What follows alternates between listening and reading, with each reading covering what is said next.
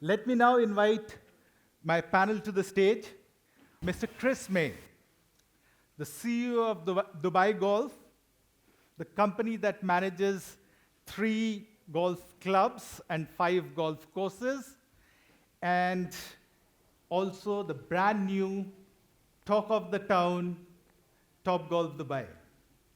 Next, I'll request Mr. Simon Cockell, Executive Tournament Director of Falcon and Associates, owners and promoters of Omega Dubai Desert Classic and the Omega Moonlight Classic.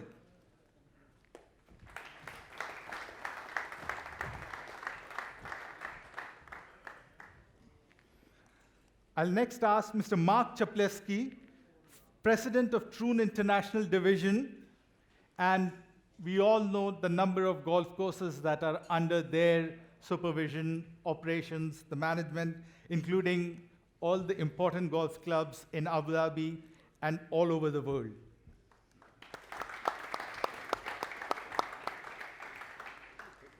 My next guest is Mr. Nick Tarrant.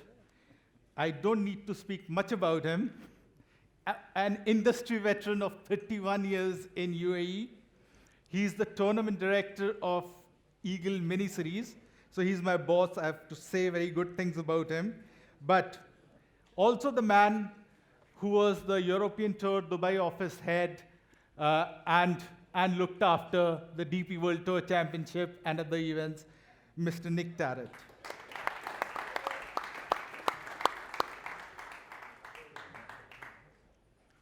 I have the pleasure of introducing the next guest, Mr. Roger Duthie. We all know of him for all the splendid work that he did with Emirates Airlines, the sponsorship portfolio that he grew for them, and now in a new role, he is, let me read this out for you, Chief Sponsorship Officer for Performance 54 and Independent Sports Sponsorship Advisor, Mr. Roger Duthie. And last, but a very special guest, Mr. Ismail Sharif. Everyone knows about him, the 7-time national champion and the person who looks after this entire golf course, Mr. Ismail Sharif. Growing up in India, it was in the interiors of India where I was staying. We were more, cricket obsessed. And so the city that we knew in UAE was obviously Sharjah because of all the cricket that used to happen over there. And then golf became an obsession for me, and I started following it. But there was one moment when Dubai just became etched in my mind. I think it was February 2001. I opened the newspaper, Times of India, that we get in India, and the front page had a 6-column, a huge picture of Tiger Woods hitting balls from top of Burj Al Arab. And I thought, wow, what a PR stunt that was pulled out. After I became, I came to know all the people over here, I found out that that one particular moment was worth $32 million of PR value at that point of time. It was front page picture starting from New York Times to Jakarta Times in Indonesia. So, that was the kind of thing that was done, envisioned by the city and pulled off. Many people think that it's the money. Money can do anything. But I really don't agree to that. I think there's another part of it. And just let me give you another story before I come to the guest. One of my assignments that I'm very proud of is that I get to work with Augusta National Golf Club. And I help them during the tournaments with their content. In 2019, when Tiger was en route to winning his historic Masters, again, there was something that was happening behind the scenes which I was privy to. It was a prototype test going on for an augmented reality TV telecast. This was in 2019. They had this entire area cordoned off. They had one hole which was actually captured, and it was amazing because I experienced it myself wearing the VR headset. You can just go there, you can stand in the middle of the green if you want and watch players hitting shots toward you. You can stand at the tee right next to Rory McIlroy and you can watch him hitting shot towards the green. It was just amazing. You can just be anywhere on that particular hole and watch the action happening. And it was amazing. And I asked the head of digital of Augusta National Golf Club, and I told him that, it must be really nice that you have such a fat budget to work on, and you get to do all these kinds of things. He said that, listen, the number one, okay, money is important, but more important than that is the fact that there has to be a vision. At that time, the IBM CEO was the head of digital media team of Augusta, or digital media committee of Augusta National Golf Club. And he said that while we try to put on a tournament in 2019, half of our team is probably working towards 2024. And that is when probably we'll have this kind of telecast that what we are working on. And that's it, my friends. I completely believe in the fact that number one thing that you need is vision. If you don't have the vision, no amount of money can help you. So they were just adapting and adopting for the future. And that is something that I've seen over here in the Middle East a lot with all the tournaments. I've been here for now, 18 years, and I've seen things happening over here which is just beyond imagination. But it is all due to the fact that everyone is just dedicated to the cause and there's a vision. So there's a point to that. There was that point to the story. But let's talk about today's topic, the current state of golf in the UAE and the future of the game over here.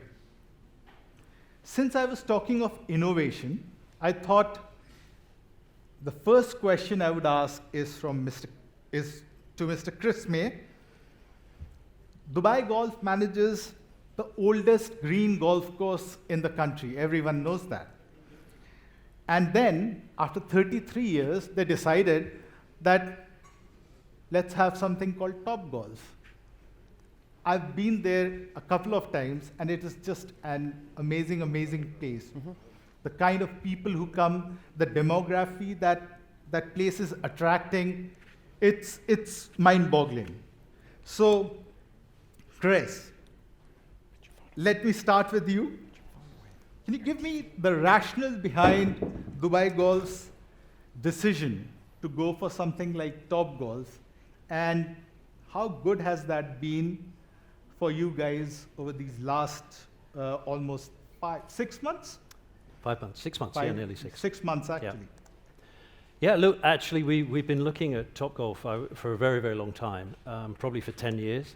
When we first looked at it, the concept was really just a glorified driving range, but the concept started in the UK, for those of you that don't know. It got taken to the States, and that's where it turned into the entertainment venue that it is today. And 4 years ago, we connected with Topgolf, and we were one of quite a few entities that were looking to bring it to the region. Fortunately, we were successful, and then we agreed terms and started to build the building. Then we decided to turn the building round so that we had the view, which was, I think, quite a smart decision to make. But why did we bring Topgolf to Dubai? two main reasons. Firstly, we felt the business model was a good model and it would work in Dubai. That's proven to be true and correct. But secondly, and probably more importantly, was to grow the game of golf. And that has been proven to be definitely correct. And the one thing we've seen, which is really pleasing, is that Topgolf in Dubai attracts 75% of the people that play are non-golfers. So we're putting golf clubs into the hands of people who have never had a golf club in their hands before, and they are having fun playing golf. I've talked to, I think, Mark Ricks earlier in the locker room, and I've spoken to many people over the last couple of months who've said at all the golf clubs in Dubai, they have seen people coming to their golf clubs to ask for lessons because they want to be better at Topgolf. Not golf, but it's a start, and then it's our jobs in all the golf clubs then to try and build that transition from a Topgolf bay into a green grass fairway, whether it's a par 3 course, whether it's more lessons, and ultimately in the future to become members of our clubs, because those of you that are old enough, and Ismail and myself are definitely old enough to know, Dubai was very lucky in the early years to have Nad Al Sheba Club, which provided an easy and affordable, accessible point of entry to golf. And Topgolf, I think, has been doing that in Dubai for the last 6 months since we opened on January 3rd. We've been very fortunate, attracting 10,000 people a week. 12,000 people is the most we've had in 1 week to play and enjoy playing Topgolf. But when you go there and you see the diversity of nationalities, the diversity of age groups, the number of UAE nationals and GCC nationals which are picking up a golf club for the first time and playing and having fun, it's really something that I don't think we've seen in this region before, and I think we'll see several more Topgolfs in the region, because it really is a way of getting new people into the game of golf, which will help the entire golf industry and certainly all the golf clubs in the region. So I think we've been lucky to open it when we have. That's fortunate. I think golf also has a great opportunity because of COVID. We've been very fortunate, thanks to the hard work of the Emirates Golf Federation. I think Adil was here today, but Adil in particular, made us very fortunate to be the first sport that was open post the lockdown.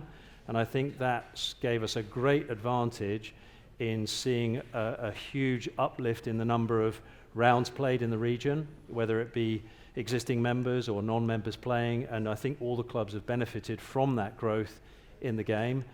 So we've got two things. I think COVID is one which has seen a massive uplift for the game of golf, but Topgolf is definitely helping, and I think will certainly help as we move forward. And now it's all of our responsibility to really take that to the next stage and make sure these people playing Topgolf are really then converting to green grass golf, which would be great. And Chris, if I'm not wrong, you also have the license for the region, isn't it? To open the franchisee for the region. Yeah. Is there any plans fixed for the next Topgolf, or not at this moment? You don't want to reveal not at this moment in time in terms of definite. But I think based on the success that we see in Dubai, I think you'll very soon see other Topgolfs. The first one's likely to be in Abu Dhabi, but I think you'll see around the GCC other Topgolfs coming up, because perhaps not as big as the one in Dubai, but a smaller one, making sure that it is successful in that city wherever it goes. But I wouldn't be surprised to see 4, 5, 6 in the region within the next 2-3 years. Awesome. I have some stats to share with everyone over here. It's very telling stats.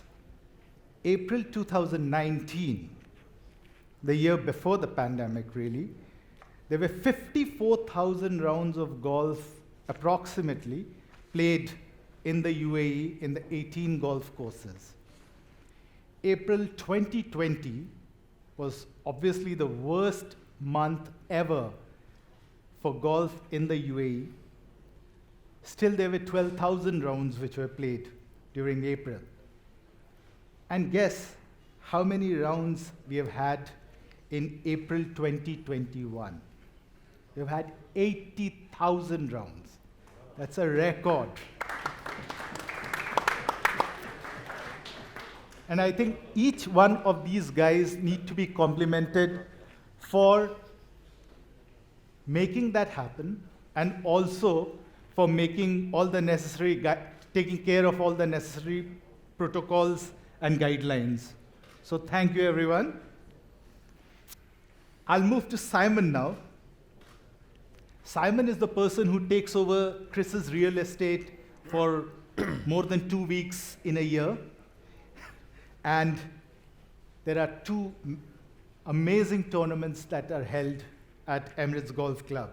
One is the oldest tournament we all know, Omega Dubai Desert Classic, and the other is the now what we call the Omega Moonlight Classic. Simon, you're the man in charge of the tournament that actually put Dubai on the world golfing map back in 1989 when it started. We all know how different and difficult 2021 tournament was for you because of all kinds of, the guidelines that had to be followed, the bubble, and things like that. But just tell me, how different has tournaments become for organizers? Have they really changed a lot in their demands from the organizers? And when you are carrying the name of a city and there's so much expectations, what are the kind of results that are expected from a tournament like yours? Well, thank you, Joy, and good evening, everyone. I'm truly honored to have that position. The history of the Omega Dubai Desert Classic is unbelievable, and it's one of the main reasons I came to Dubai. And we have to be extremely proud of all the events we have in the UAE. On the men's side, we have arguably three of the best tournaments on the European Tour: the Abu Dhabi HSBC Championship, the Omega Dubai Desert Classic, and the DP World Tour Championship. And these events are the best, and expectations are high in the UAE. We expect the best, and we will continue to deliver the best. You just see how much the players enjoy coming to the UAE, especially Dubai. They love playing at Emirates Golf Club, both the men's and the ladies. And they get looked after exceptionally well at all the events in the region. And the great thing about it, I feel also, is the events are really, really relevant on a global scale. To win any of those championships is a big point in anyone's career. This year, we're lucky enough to have another amazing champion at Emirates Golf Club with Paul Casey. And just to see the emotion in his victory speech was amazing. He was very complimentary about Dubai, but the biggest thing he was so pleased about was having his name alongside Tiger, Ernie, Rory, and others. So it's a great honor to win these championships. Things have changed this year, and there's been quite a few changes for organizers the last few years. A couple of things. The obvious one is the COVID challenges. I didn't expect to be learning about viruses and PCR tests and become a pretend doctor, but that's been part of the role. We need to know what's going on. And it's just that is a big challenge. The fact that the UAE ran 5 tournaments during the pandemic, and we're still in it obviously, but 5 tournaments. I see Ishmael here. He was instrumental in making sure the Golf in Dubai Championship became a new event on the European Tour. So the fact that we run 5 events in a pandemic when all around the world events are being cancelled is unbelievable. So that's one of the big changes. The other big change that I've seen, and you sort of touched on it, Joy, in your intro, but is the social media change. Just the whole clamour for content is just becoming really, really strong, and we need to adapt. As tournaments, we need to create content that is snackable, it's engaging, and we're doing it. We're in with the European Tour, they're almost the best in the business in sports in social media at the moment, and they've set a really high benchmark. So we're learning from them in regards to the social media and what they can do. So we have to adapt. We have to adapt all the time. And one thing that we're looking at that's come around very recently as we're looking at our policy on press interviews, having seen what has happened to Naomi Osaka in the tennis world. We've got to assess that situation. Is a press conference right if people don't have direct consent? We're looking at these things. We're looking at things like, okay, if players don't want to have direct consent on post-round interviews, do we encourage all the players to speak through their social media channels pre, during and post the event? I think we might get a really good result out of it, and we're considering it for a trial for the ladies event in October to do this. We're not sure yet, but it's certainly something that we're looking at. We have to work with the times, and social media is the biggest change. And just to finish off is, Dubai has traditionally done this, pushed the boundaries, adapted, and that's why we have got a really good place in global golf, because the events here are going from strength to strength, but we adapt quickly and we will continue to. I actually wanted to ask you about the 5 tournaments during the pandemic that Dubai hosted. What kind of a statement do you think the city made by doing that? I think it made an exceptional statement and it was very much Dubai was open was the campaign going internationally, but it showed that we could run safe events at a time when the pandemic was rife. It continues to cause us all challenges in everyday life, but for example, when the Desert Classic was on, the numbers were up to 5,000 people a day, and it was a really tense time, but Dubai came through and demonstrated that we could run safe events, and we'll continue. This is not going away, but I see the future for the events at the end of the year for DP World and the events in 2022. We will have events. The players will come, we can run hospitality safely, and we can host spectators safely, and we will strive to do that. And Dubai and the UAE are right up there as world leaders in this. Thanks, Simon.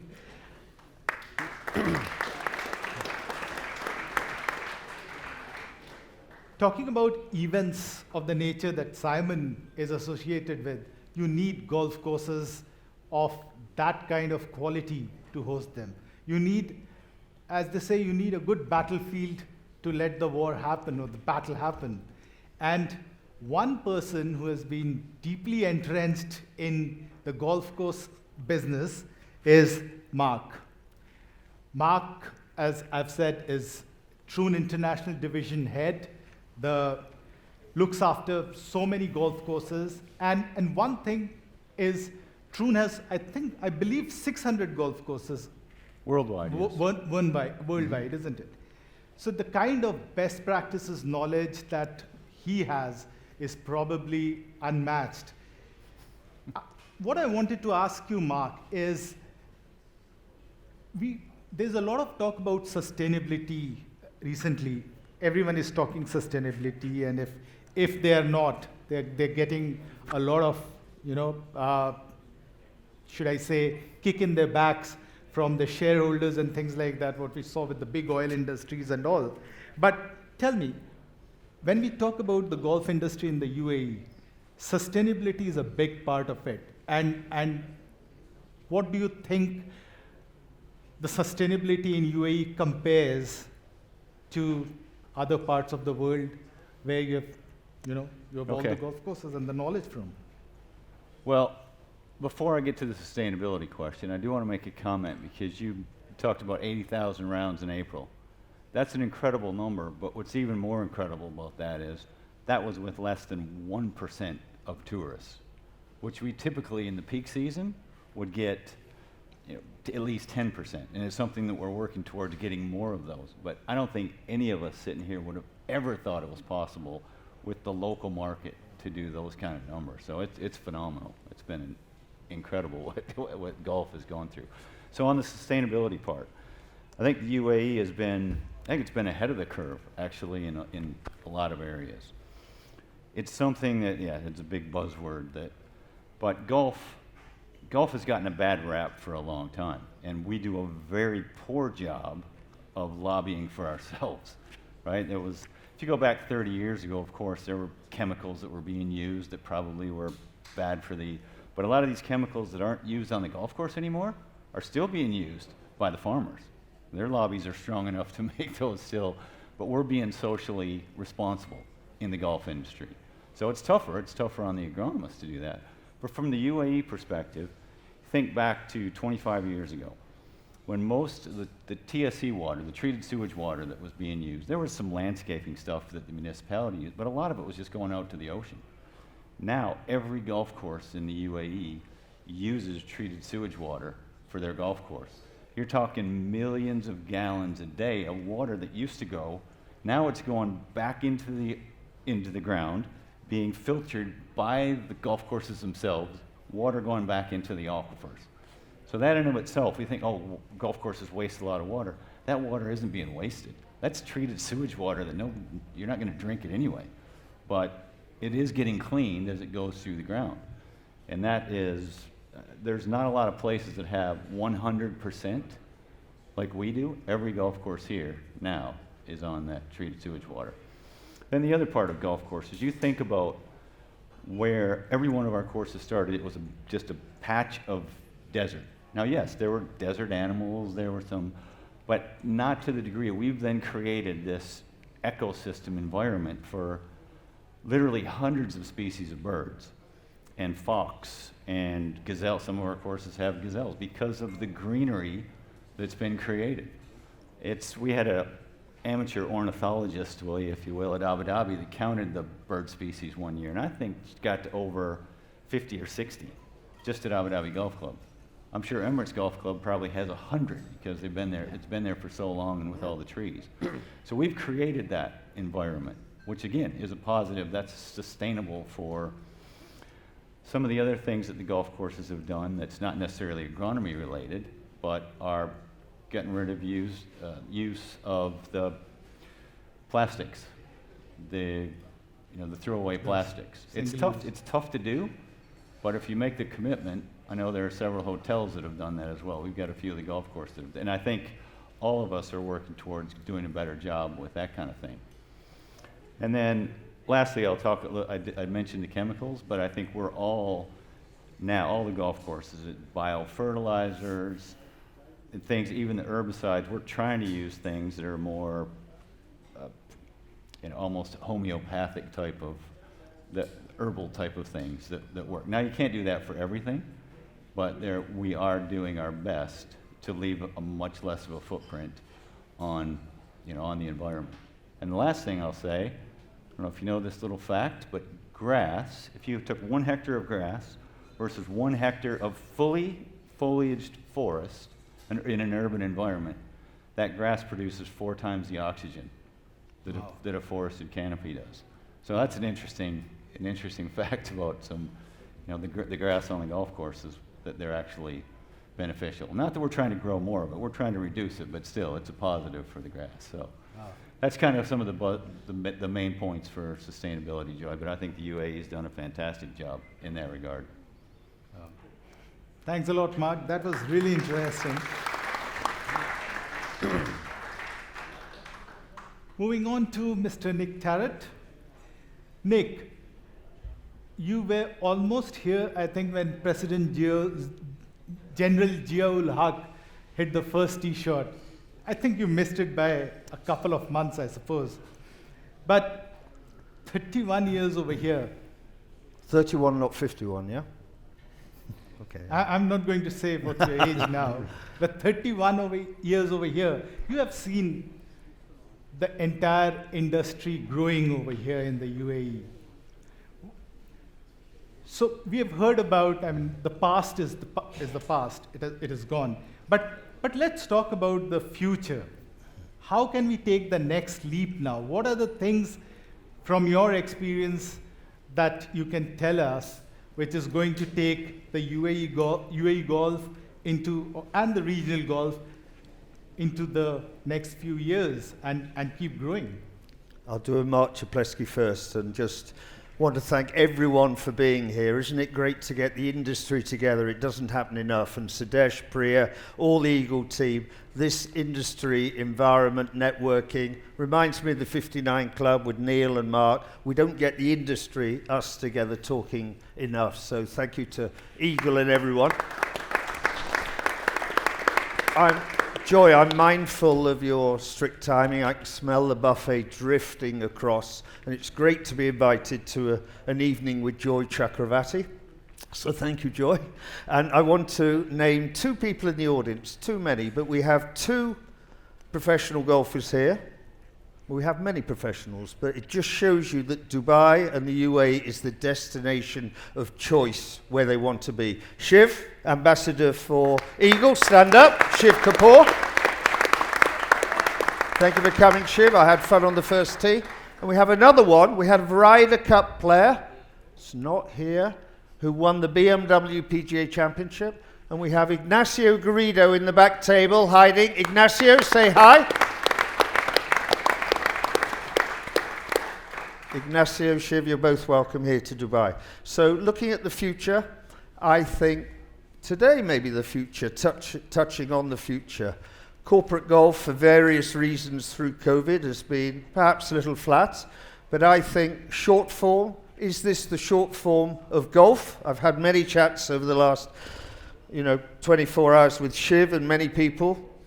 Golf has tried sixes. It tried shot clock masters. Maybe it was invested in rather than kind of engaged. And I think Shiv told me, I think 9 holes is the future of corporate golf. It's great for the clubs to, work in quieter times rather than that shotgun at 12:30 p.m. at peak time. It helps the sponsor. It's a little cheaper. You're playing with perhaps more different people. What was great about today, I thought, was it was a genuine networking opportunity, and tonight will continue that. It wasn't you playing with 3 mates and having fun and just winning the same glass trophies and the same buffets. So I must applaud Sadesh and all the team. But I think going forward, I think short form, this must be the short form of golf rather than T20 and T10. We've got some cricketers in the house, so they've had some influence on this. I think short form golf is the future. Top Golf is a great example.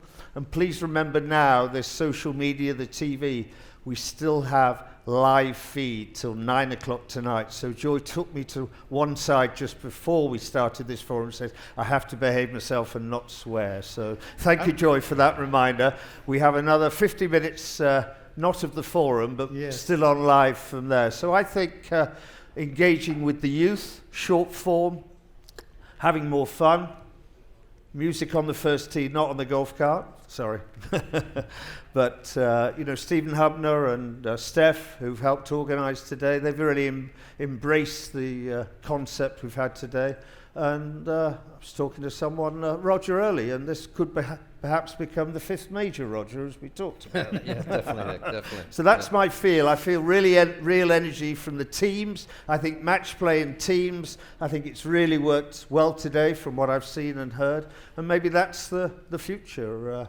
9 holes, corporate golf. But let's not forget, I'm a jacket and tie blazer man who likes the traditional 18 holes, the majors, the monthly medals. I still love that. But to encourage new golfers that Chris at Top Golf and all of us on the forum here are trying to encourage, I think it will engage with the youth of today and not just old blazer and tie guys like me. So won't music do that too? On the golf course, Nick? Yeah, we have the music at the start and the music at the end, Roger. That's what I think. And in the middle, you But just not on the golf carts. You're against that. Yes, I am. Personal opinion. Okay. Others may disagree, Roger. Joy. Nick, one thing you're very passionate about, and we'll keep this short, but is I'm getting hungry, Joy, and thirsty. It's been a long day. Is the a fact long week. that you really want, you've spoken to me about it a lot of times, that there should be more interaction between the tour operators, the hotels, and the golf courses, so that the number of international players, which Mark was referring to, can be grown. You want to say something about that? Yeah, when I arrived in 1990 in short trousers and long hair, I was the golf secretary and golf operator, golf manager at Emirates Golf Club. Quite private and all that. It was the famous stamp. The only way you could play Emirates Golf Club was Ross Bain being a member. Welcome, Ross.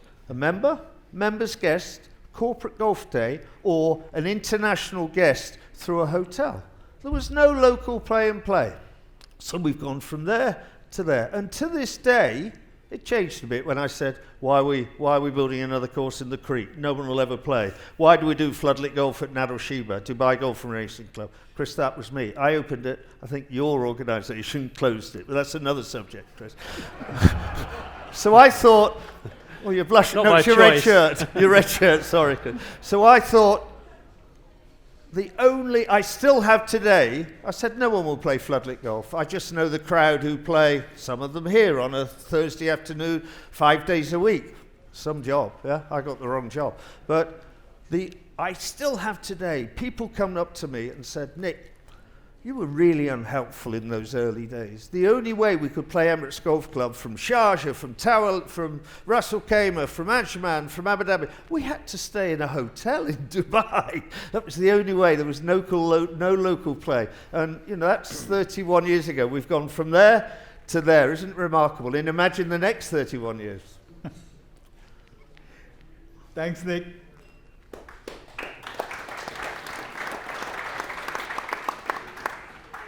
Roger, as I said in the introduction, he was responsible for one of the, perhaps the most outstanding portfolio of sports-related sponsorship with Emirates Airlines, and he was very much a central figure in it. Now, with Performance 54, he is part of another very exciting project, but we are not going to talk about that right now. However, Roger, you have got deep knowledge of sponsorship in this region. Is it any different, and are the sponsors here looking for something different compared to every other part of the world? You've been to every part of the world and done sponsorships. Hi, Joy. Thank you again for having me. I'll talk about the sponsorship element in a moment, but I want to recognize Ross Bain as well, Nick. You mentioned him a bit later, but as an Asian Tour player, Emirates sponsored Ross, so he was one of our he was part of the Emirates family way back when. But nice to see you, Ross. It's really interesting with sponsors from this part of the world, because what everyone on this panel has seen is the growth and development of the UAE and putting the UAE on the map. But sponsors from this part of the world look for a platform internationally to not only promote their brand, because obviously it's a commercial entity and a commercial opportunity, but many of the sponsors promote the UAE and Dubai or you know, different parts of the GCC, and that's really interesting. You don't really get that a whole lot. You don't get American sponsors coming over here or different places promoting America or different cities. That's one thing that differentiates sponsors from this part of the world. Emirates used to do it, for example, with our hospitality. We all know that the Arab culture is the most hospitable in the world globally, right? So we would bring that element of the hospitality to an event, whether it's golf or cricket or tennis or rugby, it really doesn't matter. And we would welcome our guests with coffee and dates, right? A little touch like that, just a little bit of our hospitality from here to there. And again, let's use the Americans as an example. They loved it. And then that would spur on a conversation about, you know, what's Dubai, what's the UAE, what's the GCC, and you could educate them. So sponsors, and again, I draw on my Emirates experience, we would use our platforms to educate, quite literally, the world about the UAE and the Middle East. It took some time, you know, 20 years ago when I would travel abroad and you'd say you live in Dubai, no clue, right? People in North America had no clue. 15 years ago, maybe 18 years ago, you'd have to say it's close to Saudi Arabia. And okay, they kind of understand the region. Clearly now we're on the global map, and we're you know a huge major city, and I think part of the sponsors' roles really help build that. The other thing I'll say on that subject is sponsors from here look for platforms to be creative, and again, not just Emirates, but Emirates example, our cabin crew on the first tee of golf tournaments. Now that might seem outrageous, but it worked. The players actually didn't mind it. It helped with our brand association. It gave the brand a human touch instead of this what people thought we are. You see these lovely cabin crew, they would interact with the players, whether it's golf again or tennis or at an Arsenal match. So it's using that you're looking for platforms to be creative with your product and what you want to say about your product. They do it, sponsors do it here as well, whether it's talking about ADNOC and sustainability, for example, or Aramco and sustainability. So there's a lot of different ways to talk about messages for sponsors. It's not just about throwing your logo up there and making sure you're in the public's eye. There's different ways to get those points and messages across. And Roger, can I ask you, in your new role, you are trying to grow the game.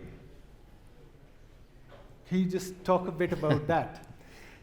I think it's interesting with the game, and we're talking today about how the game is growing here. I hope everyone knows what Roger is involved with. So we'll keep it.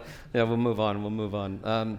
But what I want to say is, with respect to the game, and the growth of the game here is incredible, and the rounds of golf is an incredible thing.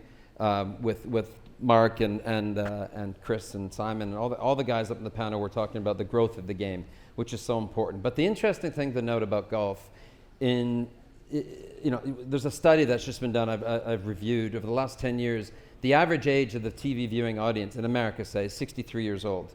Golf's still getting older. All right, we don't have that Tiger factor anymore. You all remember when Tiger came on, and then golf boomed, not just by playing golf, but by young kids getting involved in golf. We don't have that Tiger factor anymore. How do you capture a new audience? Topgolf is one way, right? This form is another way. This type of tournament we had today. But we have to look at ways of attracting that younger audience, because sadly, we're all getting older. Decision makers are getting older as well. So we need to look for creative, new ways to find and attract new audiences. And on a similar vein, it's interesting to note that from a sponsor's point of view, you want the top players to play, right? And I was involved in the European Tour, and I loved our partnership with the European Tour or the Asian Tour. But right now, there's about 40% of the time where the world's top 48 golfers play at an event. And let's say in America. So you're not guaranteed Tiger, Phil, Rory, et cetera, et cetera, et cetera. Those, the people the fans want to see, and those are the people sponsors want to see, and the broadcasters. And that's what makes this wonderful ecosystem work. We're not having that right now. So wouldn't it be wonderful from a fan's point of view, from a sponsor's point of view, if you could guarantee once a month, every 5 weeks, every 4 weeks, guarantee the top 48 players in the world or so playing in a tournament? How good would that be for the game of golf? And then you could create narratives all throughout the season. You could generate new fans, new interest. You could highlight different players if you did a different type of format. There's so many ways to grow the game now that we're looking at it through my business right now, and hopefully, we'll be successful. And yeah, there you go. Thank you, Roger. Thank you.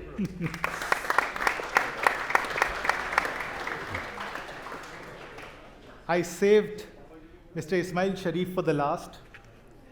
Thank you. And I'm going to ask the most important question that many of us keep asking in this region. I want to ask Mr. Ismail Sharif, a 7-time national champion, somebody who has made golf his career, is that why don't we have another Ismail Sharif in the UAE? Why do we still have just one Ahmed Al-Musharraq as the pro? Why don't we have more Ismail Sharifs over here? First of all, thank you. Suresh, I don't know where he's sitting, and it was, we discussed with Suresh for a long time back, and he had this vision for this event, and I want to say thank you, because you keep your vision and now become reality. And today we are starting something new, fresh, something that can change in kind of hospitality or this corporate event. We can change it. But if you want to go back to your questions, first of all, I started in '93 by 2nd December 1992 golf. I didn't know nothing about the golf. I went to the Emirates Golf Club with one of our friends. Maybe a lot of people that are sitting here, you remember the Fujiwara-san was from NYK Shipping Line and ambassador of Japan. We went to Emirates Golf Club, and he take me to a driving range. He give me the club. I didn't know. I said, this stick is not working. I was swimming a right-hander. Then he realized I'm left-hander. It's my son, you are left-hander. Let's go and hire one set for you. When we reached the receptionist, one lady was there. She was not so kind to me. First of all, he said, what do you want? I said, I want this stick. He said, what? What is your tea times? I said, I don't need tea. I want this stick. And he realized that I'm not a golfer. And then he said that you are not a member, you cannot use the facilities. And I saw that my partner, Fujiwara-san, getting embarrassed. I tried to calm her down to allow me to hit few balls, but same as Nick said, it was only for members. It was door closed. They couldn't allow anybody to come in if it's not the members. And I was not the members. I go there, and some discussion went between me and her. I don't want to say where we reached, but that day, I swear, I said, normally we swear here into the God, but I tell you, today I'm not swearing to God. I'm swearing to my children. I'm going to learn this game, and I will come back to this club so many times that you get bored to see my way. This is my story. And luckily, I need to give all the credit is going to one man. That man that had a vision for UAE and Dubai behind that, Sheikh Mohammed bin Rashid Al Maktoum. That he had that vision that Dubai need some club, golf club. Actually, if we look at the geographical of the area that we are in, you see, we started UAE. Now we are going to celebrate our 50 years anniversary, and we are looking forward to coming 2nd December. And we are proud of that, and proud of what we achieve from where we start and what we reach. Today, His Highness, he can easily look at all golf courses is built, and he see that he put the first, step towards something that all of us we are proud of. One thing I want to say here, that whatever we are doing here, we are doing together. Dubai become home for all of us. The golf becoming part, because we have one family, golfing family. We are getting together, we are seeing each other when you're looking forwards. And now, if we want to do this, we need also to engage with Emiratis. That is the reason I was lucky that January 1993, we opened the Creek Golf Club. I didn't go to Emirates Golf Club. I went to the Creek. And I was there from morning to evening hitting balls. Some people, they know. And then until the light will go, they close the light. And in driving range, I was still hitting balls because I wanted to go back and prove to her that we can also play golf. And this is what has happened. In 94, we had Walid Al-Attar was playing that time. They started to play. We had Saif Sultan Shamsi. Maybe you know that he's one of the pioneers in the golf. Then Mr. Alabar came on board because he was playing. He started playing in Singapore. We were sitting together and we were discussing how we can also be part of this golfing community. And he said, okay, we need to establish our first UAE Golf associations. That times, and who had more experience than Mr. Nick Tarrant? We asked Mr. Nick to come on board, and me and Nick, we started the first UAE Golf Association together with Khalid Al-Halyan and Mr. Alabar chairman. We had only 16 people we get together, and we started this golf. With my relationship with Mr. Alabar, what came when he started to MR and he started Montgomery, and he asked both of us, me and Nick, to join hands and they start to work on the project of Montgomery. And we was part of the people that we received Troon Golf to UAE for this golf, because it was the first golf courses for Troon was in UAE, or in the region, I think, was in Montgomery. And they come and they bring for us the know-how, and we start to work. And today you will see golf course after the golf course is coming, and we all, only things I want to say here, we done great job so far, but only mistake what we done, we are always focusing on the 5-star. If we look at the hotel business, you will see the pyramid is 5-star 1, then you come in 2 4-star, then come down. In the golf need to be same if we want to grow the game of the golf, but our pyramid is upside down. We all having 5-star golf courses. We don't have nothing in button to support the people that they like to come and play golf. And now, with the help of the Top Golf and the help of some program that we have started actually in JGE, maybe a lot of you don't know, is a program called Get Into Golf. Get into the Golf. Get into the Golf, the program is for 1 month coaching with the coach in the group lessons for 495 dirhams. You will get the one lesson for 495 dirhams. This is the things that we need to do. We need to work with all the golf courses. If we want to bring this business to sustainable and have more golfers, we need to start from somewhere. And this is what we start to do it. Another things I said, the kids that they're growing up now and born with the mobile phone, how we make them to come out of the front of their iPad outside. In my times, our parents, they was forcing us, kicking us to go out, to come in the house. Now, I don't know what to do with our kids, how to push them out. And that is the only things I said, that with the hard worker of the team that on the panel it is. And this business is very, very big business in America. And when you was talking about the Tiger and Tigers, when Tiger was there and hit of the Tiger, up to now there is no Tigers. When he was in the peak, we had in 1 year 2,400,000 new golfers in the US, only in the US. In 2015, it reached only 2,200,000.